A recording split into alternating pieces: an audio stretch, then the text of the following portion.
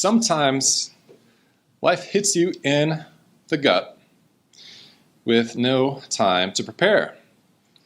Life will wind up, knock you down, and leave you lying there gasping for breath. It might even kick you while you're down. Sometimes life might not behave like that. It might get you in a stranglehold and refuse to let go for days or weeks, even years. And rather than let go, it will instead squeeze tighter and tighter, crippling your ability to do the things that you know you should have the right to do. Sometimes your best laid plans get disrupted because something comes from out of nowhere and throws everything off. Sometimes a virus plagues the earth and just destabilizes absolutely everything. Sometimes life deals you a loss, and then another one, and another, and another, and continues to deal you losses, giving you no relief. Sometimes life isn't fair. Sometimes it feels like everything is stacked against you.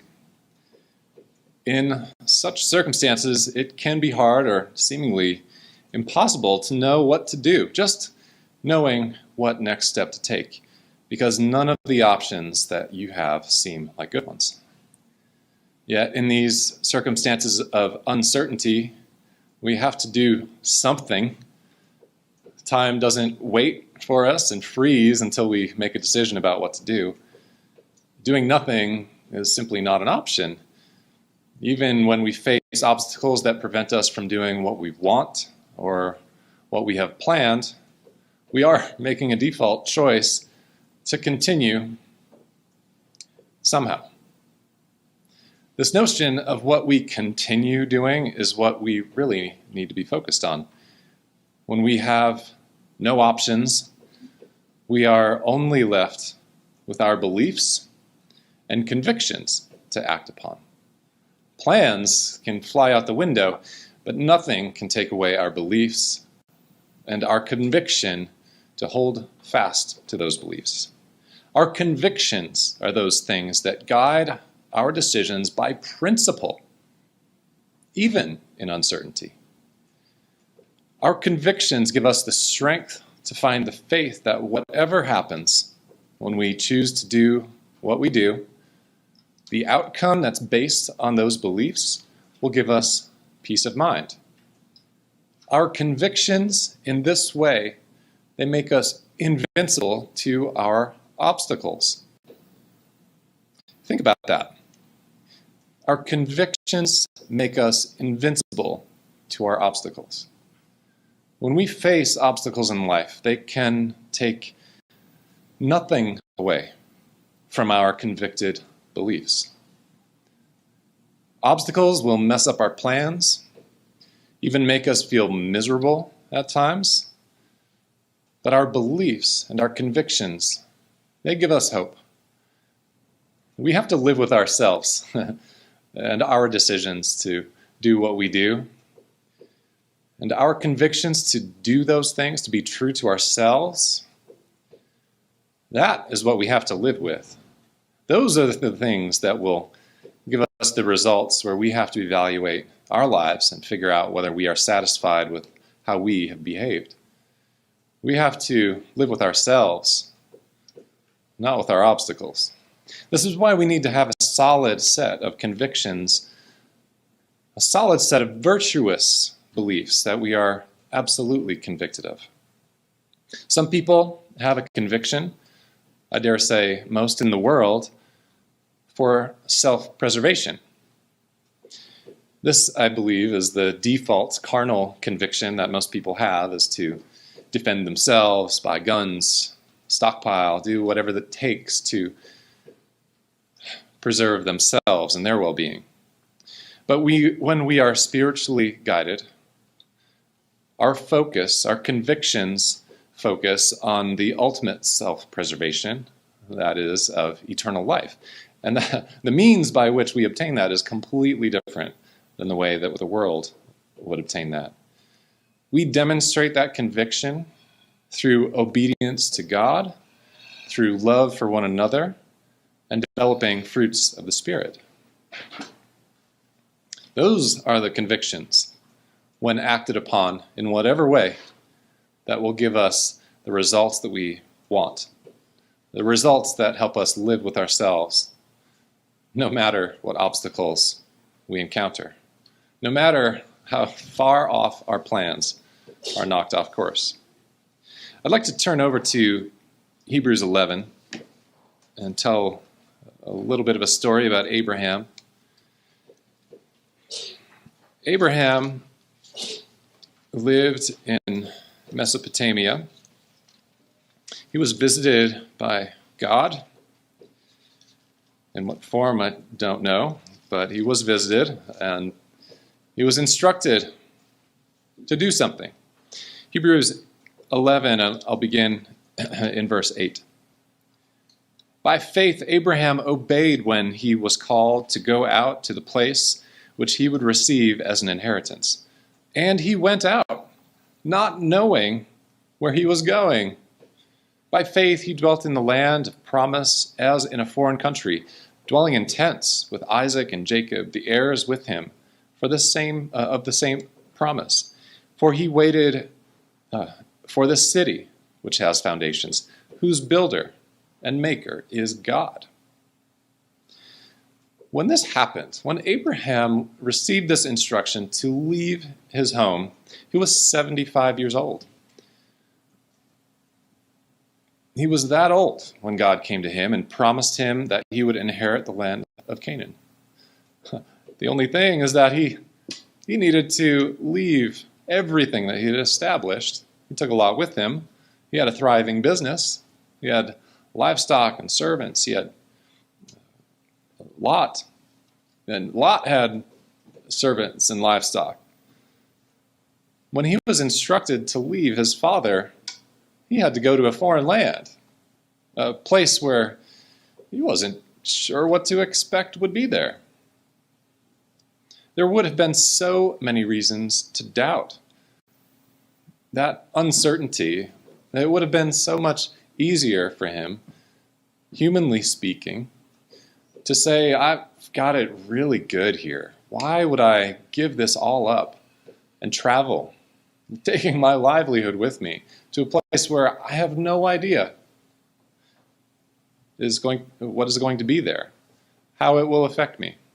He didn't question that, though. He believed what God had told him, and he picked up everything he had. He traveled with his wife, with Lot and his family, servants, livestock. It was quite a spectacle, I'm sure. But they went on a journey. They went to Canaan, and when he got there, if you read that story in Genesis, it sure didn't seem like much. He got there, he built an altar and looked around and said, well, I guess this is it. And then he went to Egypt. He kept going because there was I forget exactly why. But he did what was instructed, though. He was perhaps puzzled about exactly what to do when he got there, but he knew that he had to do something because he was instructed by God to do so. He believed in his purpose. He was convicted to follow God. And all of his actions proved it. And we are the benefactors of that. We are spiritual children of Abraham because he chose to be convicted in what he believed and act upon it to be faithful. He believed, he had faith, and he knew it was the right thing to do regardless of what circumstances he would encounter. And that's the whole point that I want to make today. If we know what's right, and if all of our actions are guided by being consistent with those beliefs, we don't have to worry about having to know what to do when life throws us off balance. As long as our actions are consistent with our convictions and we have that integrity, we can be okay.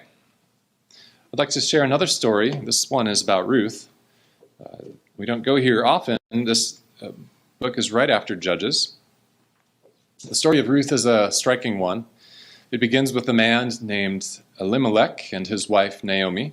They lived in Bethlehem, Judah, with their 2 sons, and they went to Moab because there was a famine in their land. And while they were in Moab, their sons had grown up and they married women from Moab. And as the story develops at the beginning, Elimelech and his 2 sons, they die, leaving behind these 3 widows. Now, Naomi, the mother-in-law of Ruth and her other daughter-in-law, Orpah, they were all together trying to figure out what to do. Naomi settled it in her mind to travel back home to the land of Judah. And in her decision to do so, she didn't want to burden her daughters-in-law with going with her out of concern for them. She knew that they were from the land of Moab, and she didn't feel like they were needing to be obligated to come with her. It was their land, after all. And Naomi was going back to Judah. She didn't want to uproot these women that she cared about. However, Ruth, she was determined to stick with Naomi. Now, that's where I want to break into the story, reading Ruth chapter 1. I'll read verses 16 and 17. This is Ruth and her response to Naomi. But Ruth said, "Entreat me not to leave you or to turn back from following after you. For wherever you go, I will go, and wherever you lodge, I will lodge. Your people shall be my people, and your God, my God. Where you die, I will die, and there will I be buried. The Lord do so to me, and more also, if anything but death parts you and me." Now try and put yourself in Ruth's position. She's in her homeland, where she has the most humanly conceivable opportunity in life. Her new family is completely diminished. Her husband died, her father-in-law died, her brother-in-law died, even her sister-in-law was staying behind. All she had was her mother-in-law. But she was so dedicated to her mother-in-law, Naomi. And she faced that decision to stay in Moab or to go with Naomi back to Judah. Now with the decision, one decision staying, the other being to go, yet remain faithful and loyal to her mother-in-law and offer her support, she felt that it was vastly more important, critically important, in such a way that she was convicted of doing so, regardless of the uncertain circumstances, to go with her mother-in-law. Even though the odds were stacked against her in life, she didn't mind. She knew that what she was doing was more important than any possible outcome that she may encounter. She faced absolute uncertainty in establishing a new life in a foreign land. She faced poverty when she actually got there. She had to glean the grain from the fields in order to sustain her life. And why? Because she was convicted in her commitment, convicted in her loyalty, and above all that, her love for Naomi. And she was rewarded for that. Turn to Ruth 3 and read verses 9 through 12 with me. Ruth 3 and verse 9, this is where Boaz enters the picture. And he, Boaz, said, "Who are you?" So she said, "I am Ruth, your maidservant.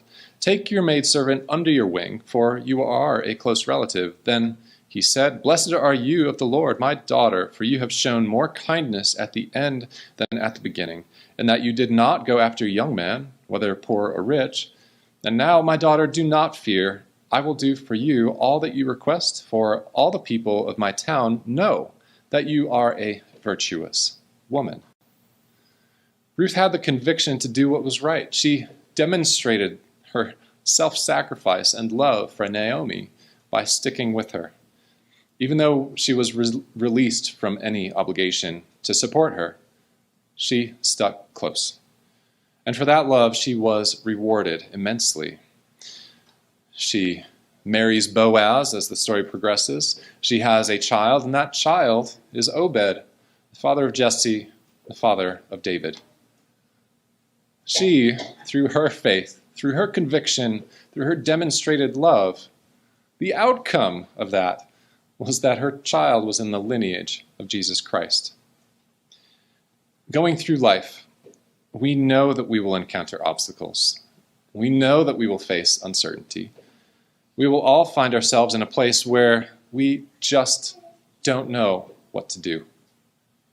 That's why we need something virtuous to believe in and to hope for that will guide us through those moments when we're lying flat on the ground with no one to help us up and no clear way to go once we drag ourselves up onto our feet.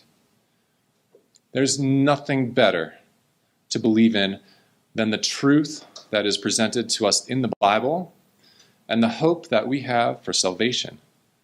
We are in the hands of the living God who counts our hairs, knows us intimately, better than we know ourselves.